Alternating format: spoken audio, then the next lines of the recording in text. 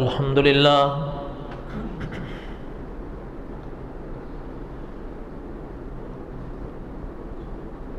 الحمد للہ حمدا کثیرا طیبا کما امر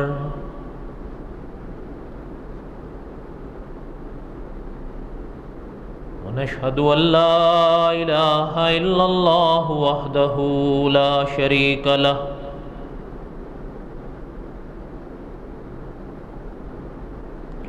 واشهد ان سیدنا وسندنا ومولانا محمدا عبده ورسوله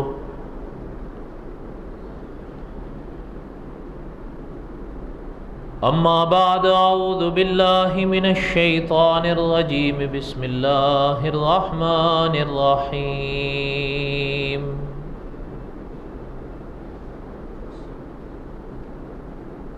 نحن نقص عليك احسن القصص بما اوحينا اليك هذا القرآن وان كنت من قبله لمن الغافلين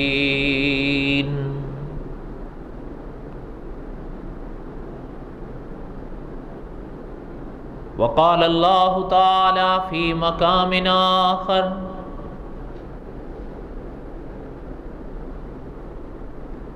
ان اللہ اصطفى آدم ونوحا وآل ابراہیم وآل عمران علی العالمین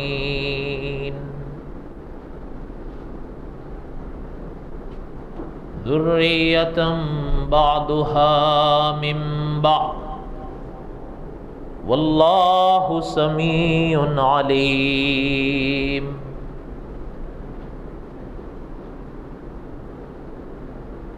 وقال اللہ تعالی فی مقام آخر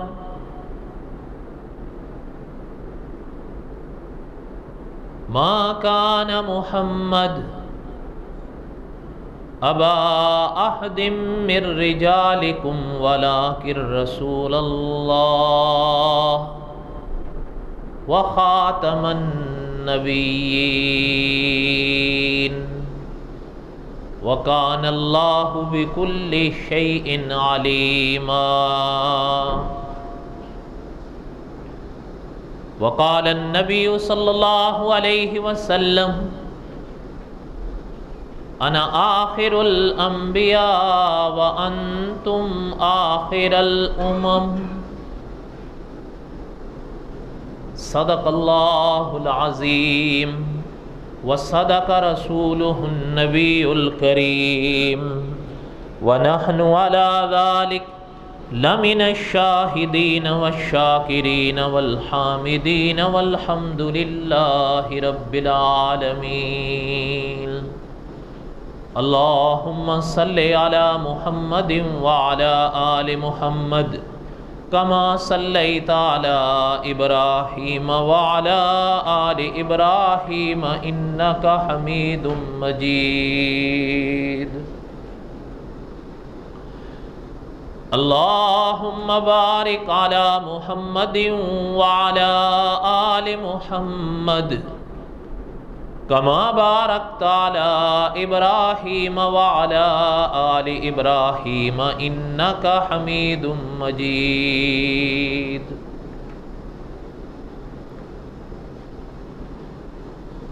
قصص الانبیاء علیہم السلام ہم جمعے کے بیانات میں پڑھ رہے تھے۔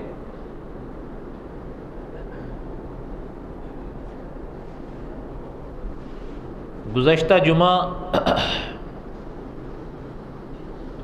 ہم نے حضرت ابراہیم علیہ السلام کا وہ واقعہ پڑھا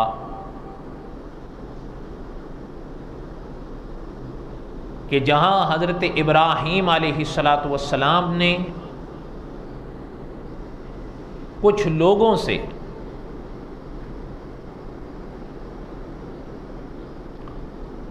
سیارات کے بارے میں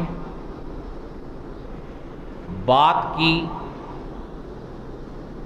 اور عقیدہ توحید کو ان کے سامنے واضح کیا۔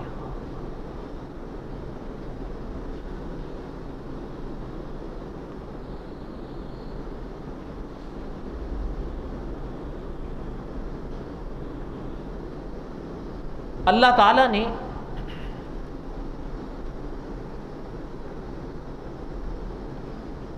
حضرت ابراہیم علیہ السلام کے ہی واقعات میں قرآن پاک میں ایک اور جگہ ارشاد فرمایا، اذ قال لأبیہ وقومہ، اپنے والد سے بھی فرمایا اور قوم سے بھی فرمایا۔ اس آیت میں اللہ تعالیٰ نے دونوں کو اکٹھے بیان فرمایا، اذ قال لأبیہ وقومہ ما هذه التماثیل التي انتم لها عاکفون، یہ مورتیاں کیا ہیں جن کی تم پوجا کر رہے ہو، جن پر تم آسرے لگا کے بیٹھے ہو، جن پر ٹیک لگا کے بیٹھے ہو، یہ کیا ہیں؟ یعنی آپ دیکھیں یہ بات ایسی ہے نا، یا یہ باتیں ایسی ہیں کہ بالکل واضح دو اور دو چار کی طرح، پڑھا لکھا بھی سمجھ سکتا ہے اور ان پڑھ بھی سمجھ سکتا ہے۔ فرمایا اذ قال لأبیہ وقومہ ما هذه التماثیل التي انتم لها عاکفون، یہ کیا ہیں مورتیاں؟ ابا سے بھی فرمایا اور قوم سے بھی فرمایا۔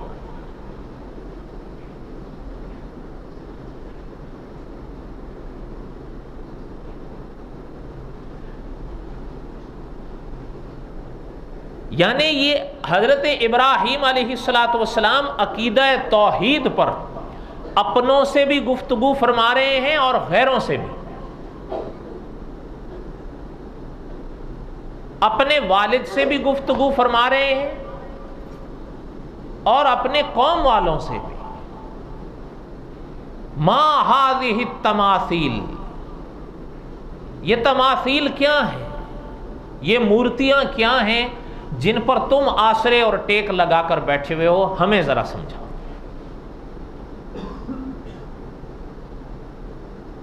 قالو، اگلی آیت میں اللہ تعالیٰ نے ان کا جواب بیان فرمایا کہ اچھا، مولانا ادریس کاندلوی رحمۃ اللہ علیہ یا مولانا عبد الحمید سواتی رحمۃ اللہ علیہ نے لکھا ہے کہ اس قالو میں والد بھی ہیں اور قوم بھی ہیں، دونوں نے جواب دیا حضرت ابراہیم کے سوال کا کہ یہ مورتیاں کیا ہیں، ہم ان کی پوجا کیوں کرتے ہیں، ان پر آسرے اور ٹیک کیوں لگا کے بیٹھے ہیں۔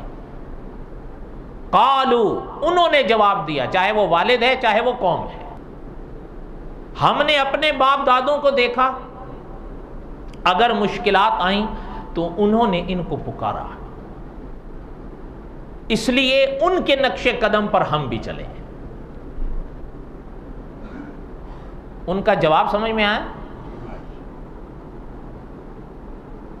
اور علماء نے باقاعدہ لکھا ہے کہ اگر آپ انبیاء علیہ السلام کی تاریخ کو پڑھیں، جب کبھی انبیاء علیہ السلام نے عقیدہ توحید کے بارے میں ان کو کوئی بات سمجھائی یا عقیدہ توحید کے لحاظ سے ان سے کوئی سوال کیا یا شرک کے بارے میں ان سے پوچھا، اقوام کا جواب اسی جواب سے ملتا جلتا پایا ہے۔ ان کا جواب اکثر اقوام کا یہی ہوتا تھا، اقوام میں عالم کا بلکہ یہ جواب ہوتا تھا کہ ہم نے اپنے بڑوں کو دیکھا تھا، وہ ان کی پوجا کرتے تھے، مشکلات میں ان کو پکارتے تھے، ہم بھی پکارتے ہیں، ہم بھی پوجا کرتے ہیں، ہمارا یہ جواب ہے۔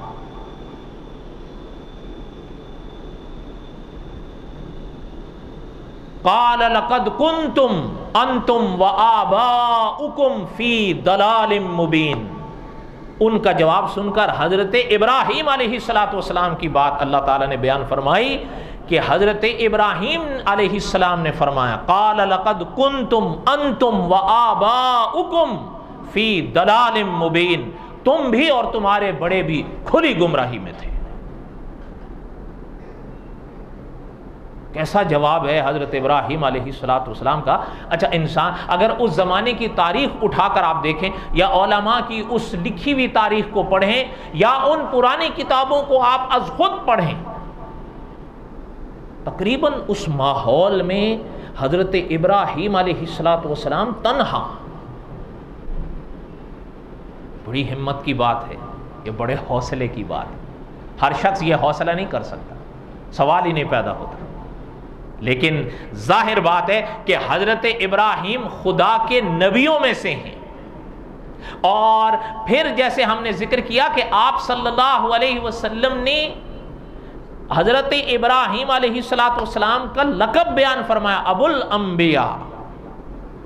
اور مولانا حفظ الرحمان سیوہاروی رحمۃ اللہ علیہ نے تو ایک جگہ حضرت کو لکھا مجدد انبیاء. حضرت ابراہیم علیہ السلام یہ حوصلہ نہیں دکھائیں گے تو کون دکھائے گا؟ فرمایا لقد کنتم انتم وآباؤکم فی ضلال مبین، تم بھی اور تمہارے بڑے بھی کھلی گمراہی میں.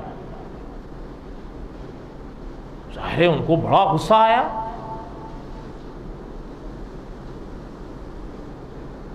آزر کے تو بیٹے تھے، اور علماء نے لکھا ہے یہ حضرت ابراہیم علیہ السلام کی جوانی کا عالم ہے. اور بعض علماء نے لکھا ہے کہ جوانی سے بھی پہلے نوجوانی کا عالم ہے. جوانی میں اور نوجوانی میں ایک باریک فرق ہوتا ہے. بہرحال وہ آپ لوگ مجھ سے بہتر جانتے ہیں. علماء نے لکھا ہے، بعض نے تو جوان کا لفظ لکھا، لیکن بعض علماء نے فرمایا جوان تھے لیکن یہ نوجوانی کا عالم تھا، نوجوان تھے ابھی. وہ یہ جو حضرت ابراہیم علیہ السلام نے ان سے جو گفتگو فرمائی، ان کے لیے بہرحال بات تو تھی، اس لیے کہ وہ ان کے تو عقیدے وابستہ تھے ان مورتیوں سے. بات سمجھ آ رہی ہے آپ؟ لیکن انبیاء علیہ السلام نے اور انبیاء علیہ السلام کو ماننے والوں نے، بلکہ یوں کہیے کہ انبیاء علیہ السلام نے اور اولیاء نے یہ بات کھول کر رکھی ہے کہ عقیدہ سمجھ تبھی آتا ہے جب انسان واضح الفاظ میں بات کرے.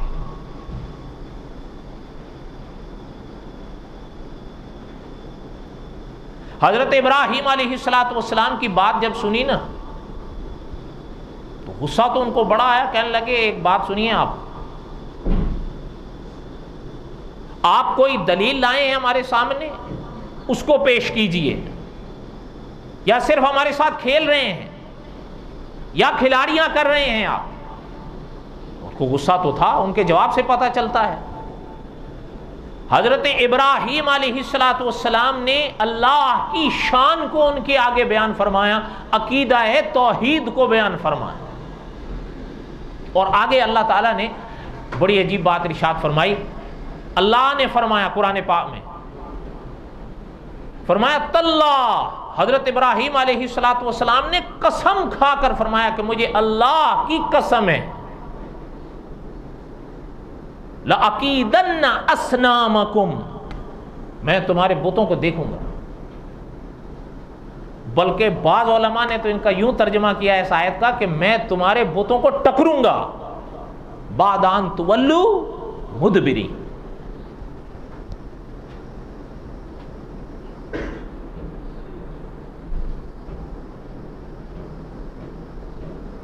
علماء نے لکھا ہے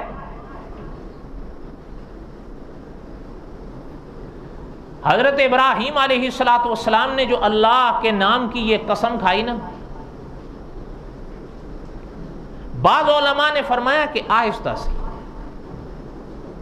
زیادہ بلند آواز سے نہیں حضرت نے اظہار فرمایا، لیکن علماء مفسرین نے لکھا کہ جو قریب تھے ایک یا دو واللہ عالم، ان میں سے کسی نہ کسی کے کان میں پڑ گئی کہ حضرت ابراہیم نے کوئی بات ضرور فرمائی ہے اور وہ ان کے خلاف ہے. لیکن اس موقع پر معاملہ بہرحال رک گیا، وہ لوگ بھی چلے گئے اور حضرت ابراہیم بھی چلے گئے.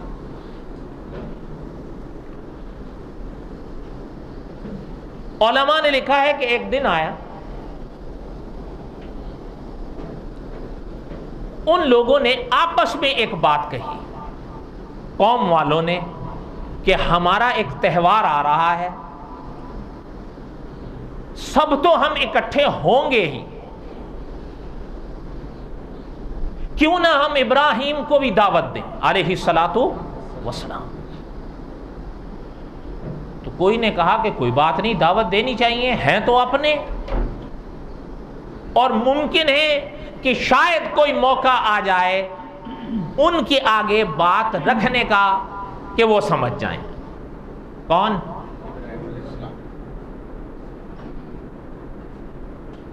یعنی صاحب قصص الانبیاء لکھتے ہیں کہ بد عقیدہ صحیح العقیدہ کی اصلاح کے لیے چل پڑ رہے ہیں. سمجھ رہے ہیں آپ؟ حضرت ابراہیم علیہ الصلوۃ والسلام ایک جگہ بیٹھے تھے، وہ آ گئے قوم والے. حضرت ابراہیم علیہ الصلوۃ والسلام نے دیکھا کہ بہت سارے اکٹھے آئے ہیں، بات تو ہے کوئی، کیونکہ حالات تو حضرت کے سامنے تھے. کہنے لگے ہمیں آپ سے کوئی بات کرنی ہے. حضرت ابراہیم علیہ الصلوۃ والسلام نے فرمایا بیٹھیں. آگے بیٹھ گئے. حضرت ابراہیم علیہ الصلوۃ والسلام نے فرمایا کہ کیا بات ہے، کیا بات کرنی ہے آپ کو؟ کہنے لگے بات یہ ہے، ہر وقت ہم سے لڑتے رہتے ہو آپ. یہ کتابوں میں ملتا ہے جملہ ان کا کہ ہر وقت ہم سے لڑتے رہتے ہو. حضرت ابراہیم نے فرمایا اچھا آپ کیا چاہتے ہو؟ بقول آپ کے ہم آپ سے ہر وقت لڑتے رہتے ہیں، آپ کیا چاہتے ہو؟ کہنے لگے ہم یہ چاہتے ہیں کہ دیکھیں آپ بھی جانتے ہیں ہمارا ایک تہوار آنے والا ہے، کیوں نہ آپ اور ہم مل کے اس تہوار کو منائیں. تھوڑا آپ بھی باہر نکلیں، ہر وقت آپ ان باتوں میں رہتے ہیں، ہمارے ساتھ بھی مسائل پیش آتے ہیں، ہمارے آپ کے ساتھ پیش آ جاتے ہیں، بھئی چلیں کوئی تو موقع آ رہا ہے ہم اکٹھے ہو جائیں.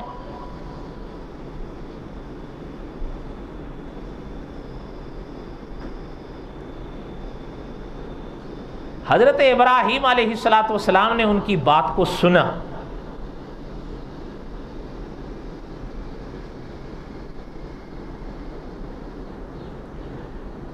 سورۃ صافات کی تفسیر میں علماء نے لکھا ہے حضرت ابراہیم علیہ الصلوۃ والسلام نے ایک نگاہ اوپر کی طرف کی. یہ قرآن میں ہے، سورۃ صافات میں. نظر آسمان کے ستاروں کی طرف کی، فرمایا کہ میں بیمار ہوں، انی سقیم، یہ الفاظ ملتے ہیں. ستاروں کی طرف سے دیکھا اور فرمایا کہ میں بیمار ہوں. اب وہ ایک دوسرے کو دیکھنے لگے. اچھا اس آیت پر یہ جو انی سقیم والی آیت ہے نا، ثلاث کذبات، کہ 3 جھوٹ. کتنے جھوٹ؟ یہ ان میں سے پہلا مقام آ رہا ہے. اور اسی پر بعض لوگوں نے بڑی باتیں لکھی ہیں، بلکہ ہو سکتا ہے کہ آپ مانیں یا نہ مانیں،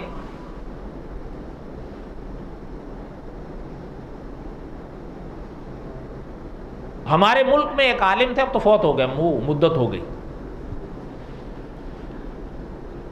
ان کی ایک دفعہ ایک ایسے شخص کے ساتھ گفتگو ہو رہی تھی،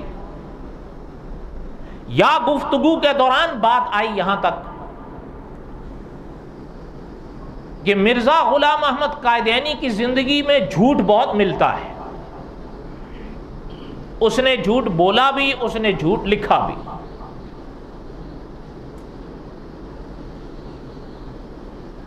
ویسے اللہ تعالیٰ علماء کی قبروں پر کروڑوں رحمت نازل فرمائیں. مرزا قائدینی کا ایک شعر ہے، اس شعر کا ایک مصرع ہے کہ گالیاں سن کر دعا دو.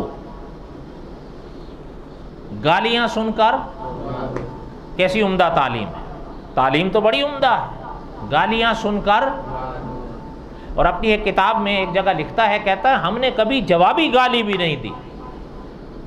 یعنی ابتدا گالی دینا تو دور کی بات، جوابی گالی بھی. ہندوستان میں ایک عالم گزرے، اب تو یعنی زمانے گزر گئے. حضرت سہارنپوری رحمت اللہ علیہ، حضرت نے جب یہ پڑھا نا تو حضرت نے ایک کتاب لکھی مغلظات مرزا، اور اس میں حضرت نے دائرے بنائے. الف، دھیان میری طرف رہے، بات نہیں سمجھ میں آئے گی. الف، با، تا، ثا، جیم، ہا، خا، دال، یا تک. کہاں تک؟ یا تک دائرے بنائے ہیں. اور اس کے بعد مرزے کی کتابوں سے، مرزے کی جو گالی الف سے شروع ہوتی تھی وہ الف کے دائرے میں لکھی ہے، جو با سے شروع ہوتی تھی وہ با کے دائرے میں لکھی ہے، جو تا سے شروع ہوتی تھی وہ تا کے دائرے میں لکھی ہے، اور جو یا سے شروع ہوتی تھی وہ یا کے دائرے میں لکھی ہے. نہیں سمجھ آئی آپ؟ حضرت چنیوٹی صاحب فرمایا کرتے تھے یہ کتاب مرزے کی گالیوں کی ڈکشنری ہے. وہ فرماتے تھے اور کوئی یاد کرنے کی ضرورت نہیں. میرے خیر یہ بات ضمن یاد آئی. کہنے کا مقصد یہ تھا، ان عالم نے فرمایا کہ یار یہ چیز انبیاء کے ساتھ جمع نہیں ہو سکتی. کون سی؟ جھوٹ، گالیاں بھی، اور یہاں بات جھوٹ کی ہو رہی. فرمایا انبیاء کے ساتھ یہ چیز جمع نہیں ہو سکتی. انبیاء تو خود زمانے کو سچ سمجھانے آتے ہیں، وہ خود کیسے جھوٹ بول سکتے ہیں؟ اس سامنے والے نے بخاری شریف کی یہی حدیث جو حضرت ابراہیم علیہ السلام کے باب میں آتی ہے اس نے پیش کی کہ دیکھو بخاری میں بھی تو آتا ہے حضرت ابراہیم نے 3 جھوٹ بولے تھے. اگر ان کے 3 جھوٹ مان کر ان کو نبی اور رسول اور خلیل مان سکتے ہو تو مرزے کو بھی مان لو. نعوذ باللہ. مل کے کہیں حضرت ابراہیم علیہ السلام کے بارے میں جو بات بخاری شریف میں ہے ثلاثہ کذبات والی، یہ انشاءاللہ اگلے جمعے تک آئے گی، کیونکہ میرا دل یہ ہے کہ جب تینوں جمع ہو جائیں نا، ابھی ہم پہلے پر پہنچے ہیں، پھر میں اس کو اکٹھا بیان کر دوں گا کہ علماء نے اس کا معنی کیا لکھا ہے. ہاں البتہ یہ ان لوگوں کے لیے ضرور دعوت فکر ہے کہ جو غیروں میں سے نہیں ہیں، ہمارے اپنے والوں میں سے ہیں، لیکن یوں کہتے سنائی دیتے ہیں کہ قرآن اور حدیث سمجھنے کے لیے علماء کی ضرورت کیا ہے، خود ہی سمجھیں. ہم کہتے ہیں اگر خود ہی سمجھیں تو پھر قرآن پاک اور احادیث بخاری میں سے اس حدیث میں تطبیق کر کر دکھاؤ. قرآن کہتا ہے انہ کان صدیقا نبیا، وہ سب بہت سچے نبی تھے، بڑے سچے نبی تھے، صدیقا نبیا. اور بخاری کہتی ہے انہوں نے 3 جھوٹ بولے. تو میں آپ سے پوچھتا ہوں کیا بخاری قرآن کے خلاف چلتے تھے؟ سوال ہی نہیں پیدا ہوتا. اس کا معنی علماء نے جب سمجھایا ہے وہ خود بات سمجھ آ جائے گی، وہ آگے ہم انشاءاللہ عرض کر دیں گے. کہنے کا مقصد یہ ہے کہ حضرت ابراہیم علیہ السلام نے فرمایا انی سقیم، کہ میں بیمار ہوں. اس کی وضاحت آگے آئے گی انشاءاللہ. اچھا، انہوں نے جب دیکھا وہ ایک دوسرے کو دیکھنے لگے تو ایک ان میں سے کہنے لگا کہ بھئی جب بیمار ہیں تو پھر تو بات ہی ختم، پھر اب رہنے دے، پھر ان کو تکلیف کیا دینی. وہ پلٹ گئے، وہ سارے حضرت ابراہیم علیہ السلام نے ان کی طرف دیکھا، وہ سارے چلے گئے. اب اٹھے حضرت ابراہیم علیہ السلام. علماء مفسرین نے سورت انبیاء کی تفسیر میں لکھا ہے کہ کلہاڑا لیا.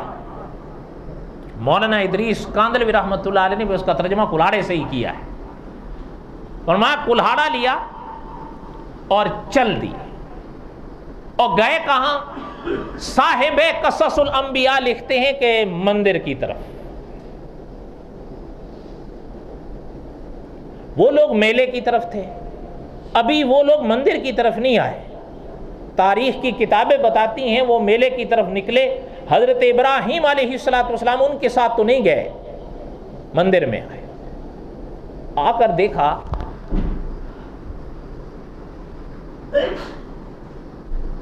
ان گنت مورتیاں پڑی ہیں، کوئی چھوٹا ہے، کوئی موٹا ہے، کوئی بڑا ہے، کوئی اس سے بڑا ہے، کوئی اس سے چھوٹا ہے. ایک عجیب حال. آپ کو خود مورتیاں دیکھنے کا اتفاق ہوا ہوگا.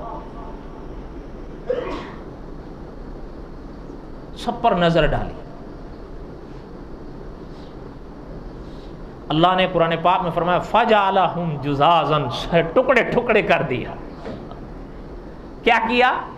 ٹکڑے ٹکڑے کر دیا۔ کسی کا ہاتھ توڑ دیا، کسی کی گردن توڑ دی، کسی کا دھڑ الگ کر دیا، کسی کے ٹانگیں ہٹا دی، کسی کے ہاتھ ہٹا دیے۔ ایک ایک پر حضرت ابراہیم علیہ السلام کلہاڑا چلائے جا رہے ہیں۔ آگے اللہ نے فرمایا الا کبیرن، مگر جو بڑا تھا۔ اس کے معنی میں علماء نے دو قول لکھے ہیں کہ جب سب توڑ دیے پھر آخر میں اس کے پاس آئے جو الا کبیرن، جو بڑا تھا، اس کے پاس آ کر کھڑے ہو گئے۔ اور صاحب قصص الانبیاء نے بڑی عجیب بات حضرت ابراہیم علیہ السلام کے حوالے سے لکھی ہے۔ فرمایا کہ مورتی کے آگے کھانا پڑا ہے، کہنے لگے کہ یہ کھاؤ، کھاتے کیوں نہیں ہو؟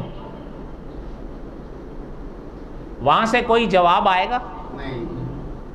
نہیں آئے۔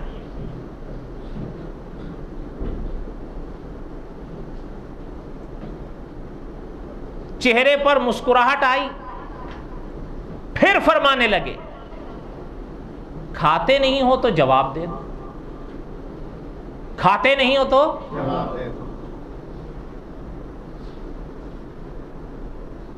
اچھا ایک بات ذرا سمجھیے گا آپ ذرا، ہاں، کہ یہ موقع جو حضرت ابراہیم علیہ السلام کی زندگی کے ہمارے سامنے آ رہے ہیں نا، جیسے یہاں پرانی کتابوں کے حوالے سے آ رہا ہے یہ سوال و جواب،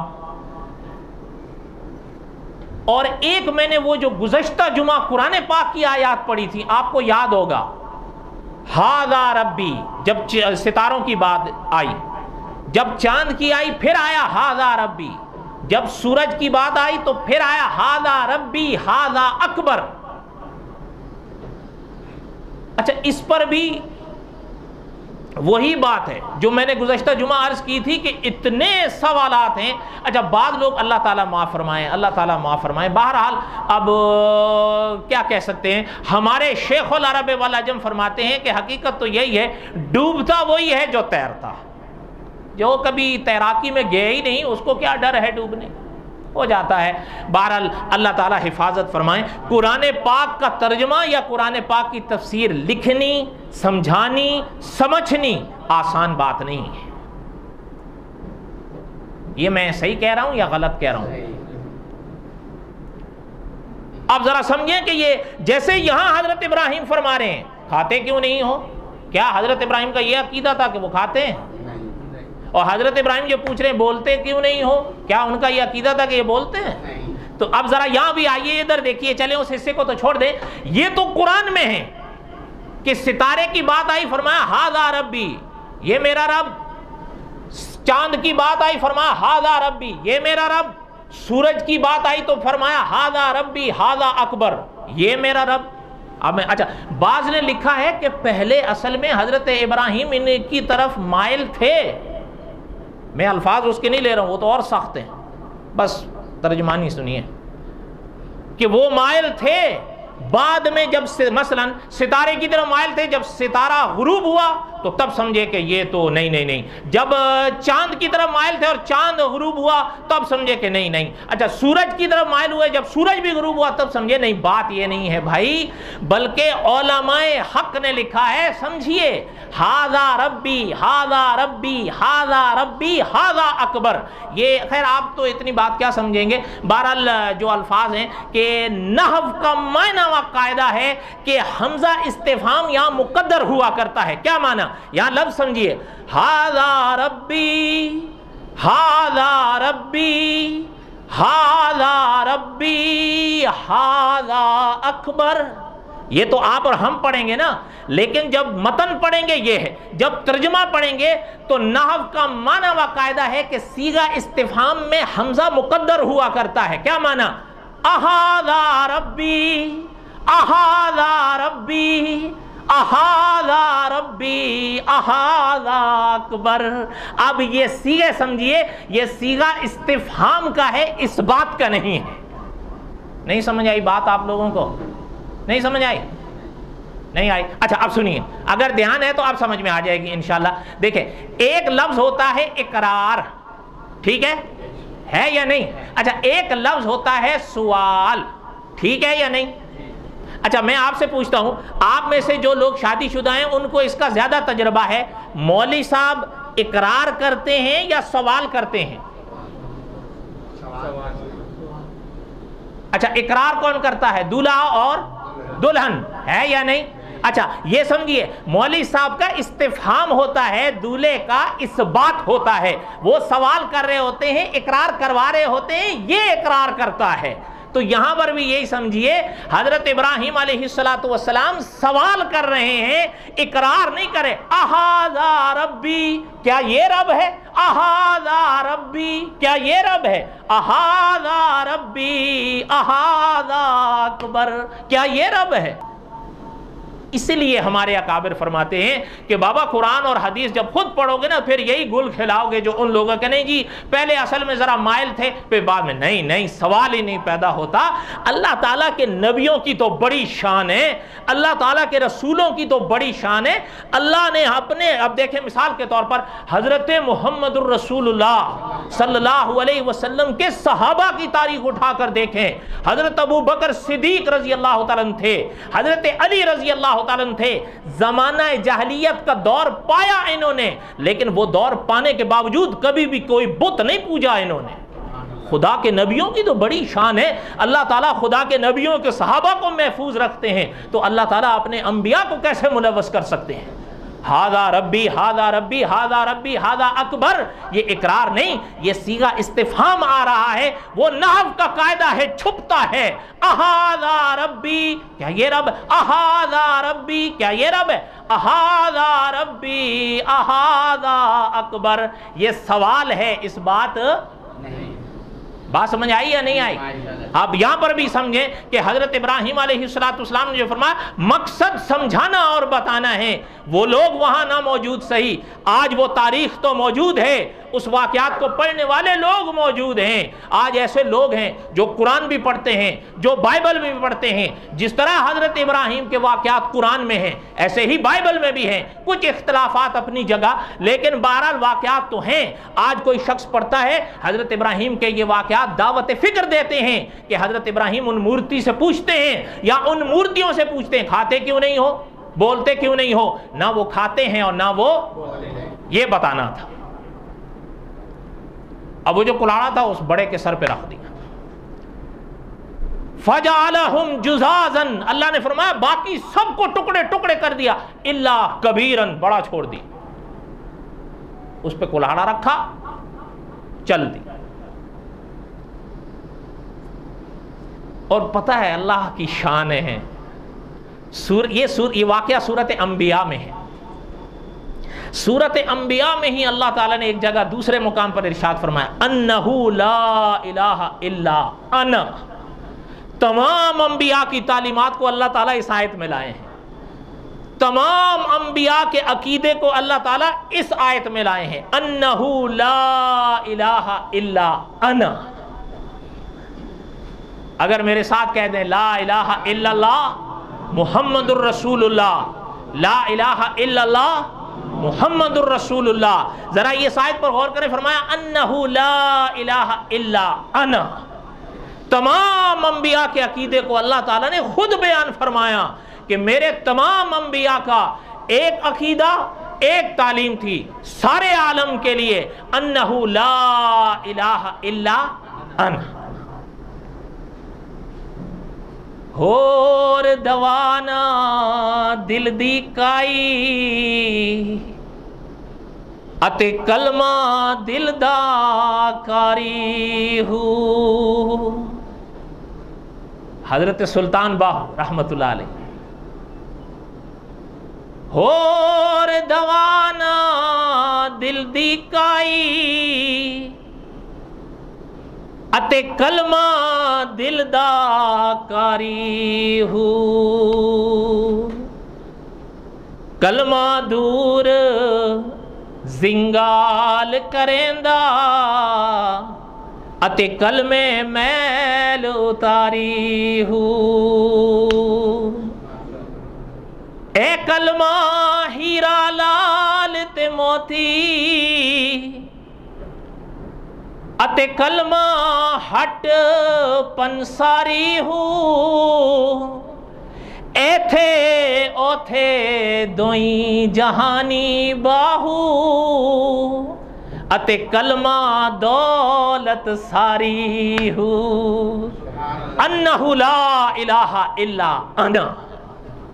اب حضرت ابراہیم تو چلے گئے، اب وہ آئے، انہوں نے جو آیا دیکھا تو مندر کا تو حال کیا حلیہ بگڑ گیا، یہ کیا ہے، یہ کیا ہو گیا، ادھر دیکھ رہے ہیں ادھر دیکھ رہے ہیں۔ انشاءاللہ بقیہ تک قصہ حضرت ابراہیم علیہ السلام آئندہ جمعہ۔ اللہ تعالیٰ آپ کے اور ہم سب کے حامی و ناصر ہوں۔ وما علینا الا البلاغ المبین۔ سنتوں کو ادا